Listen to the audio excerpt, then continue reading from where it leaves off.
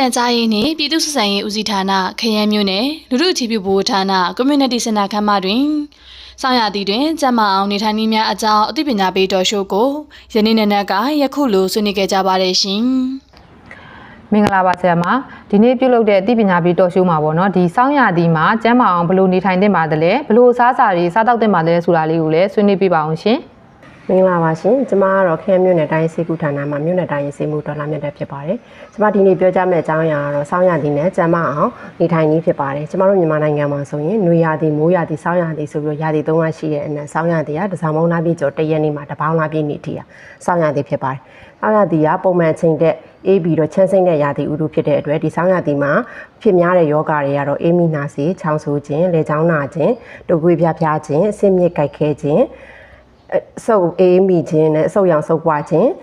ပန်းနာရင်ကျဲယောဂအခန်းရှိတဲ့သူကပန်းနာရင်ကျဲထားခြင်းနဲ့ကျမတို့ရှာတွေမှာပေါ့နော်ဖူးပိန်နေထားတာတွေနော်နှကန်းတွေခြေပွားလက်ပွားတွေမှာခြောက်သွေးပြီးတော့ကွက်အပ်တာတွေဖြစ်များတာကိုတွေ့ရပါတယ်ဒီဆောင်းရာသီမှာကျန်းမာအောင်ဘယ်လိုနေထိုင်ပြုမှုရမလဲဆိုလို့ရှိရင်ဆောင်းရာသီကပုံမှန်ထက်အေးများတဲ့ရာသီဥတုဖြစ်တဲ့အတွက်အေးမမိစီရန်လုံခြုံနွေးထွေးတဲ့အဝတ်အစားတွေနှွေးတွေဝတ်ဆင်ပေးရမှာပဲ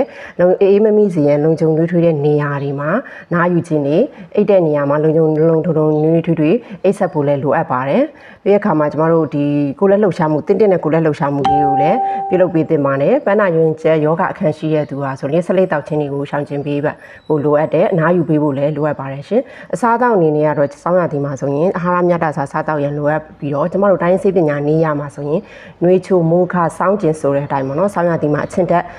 ကိုဦးစားပေးစားတောက်ရန်ဥရုကြိုက်ဖြစ်တဲ့အတွက်ဥပမာအဖြစ်ပေါ့နော်အသီးဒီမှာဆိုရင်တမြာသီးတို့နော်ရှောက်သီးတို့လိမ်မော်သီးတို့ကျွဲကောသီးတို့ခင်းကျင်သီးတို့ကြောက်ဖျုံသီးတို့ဘူးသီးတို့ခဝဲသီးတို့စားသုံးသင့်ပါတယ်အရွက်အနေနဲ့အားဖြင့်လည်းဘူးရွက်မုံလာရွက်မုံဟင်းရွက်ဟင်းနုနယ်ရဲ့ကစုံရွက်စသဖြင့်နော်စားသုံးသင့်ပါတယ်အသားငါးအဖြစ်တော့ကျမတို့ဝက်သားတို့ဘဲသားတို့ငခုငရက်ငချင်းငတိုင်းစသည့်အသားငါးတွေကိုဦးစားပေးစားတောက်ရန်တိုက်တွန်းချင်ပါတယ်ရှင်အခုလိုစောင်းရာသီမှာပေါ့နော်ကျန်းမာစွာနေထိုင်ရမယ့်နည်းလမ်းတွေစားတောက်ရမယ့်စားတောက်တွေတော့သိသွားပါပြီဆရာမနောက်ထပ်ပေါ့ဒီလိုကျန်းမာစွာနေထိုင်ဖို့အတွက်ဘယ်လိုအချက်တွေကိုရှောင်ကျဉ်သင့်ပါတယ်ဆိုတာကိုလည်းဆွေးနွေးပြပါအောင်ရှင်ဟုတ်ကဲ့ပါရှင်ဆောင်းရာသီမှာရှောင်းရန်နေနေရတော့ကျမတို့စီးနဲ့ကြော်ထားတဲ့အစားအသောက်တွေကင်ထားပုတ်ထားတဲ့အစားအသောက်တွေဖန်ချုပ်တဲ့အစားအသောက်တွေပူလွန်းဆက်လွန်းသောစားအစာတွေကိုရှောင်ကျဉ်ပေးသင့်ပါတယ်အထူးသဖြင့်ကတော့ကျမတို့ကောက်ငင်းတို့ငပြောသီးတို့ပေါ့နော်ရေခဲမုတ်တို့အမဲသားတို့စိတ်သားတို့ကိုရှောင်ကျဉ်ပေးသင့်ပါတယ်နောက်တစ်ခုကပေါ့နော်ဆောင်းရာသီမှာကျမတို့ရေချိုးမယ်ဆိုလို့ရှိရင်နှွေ9မိုး10ဆောင်း17လို့ဆိုတဲ့အတိုင်းဆောင်းရာသီမှာရေချိုးရင်မနက်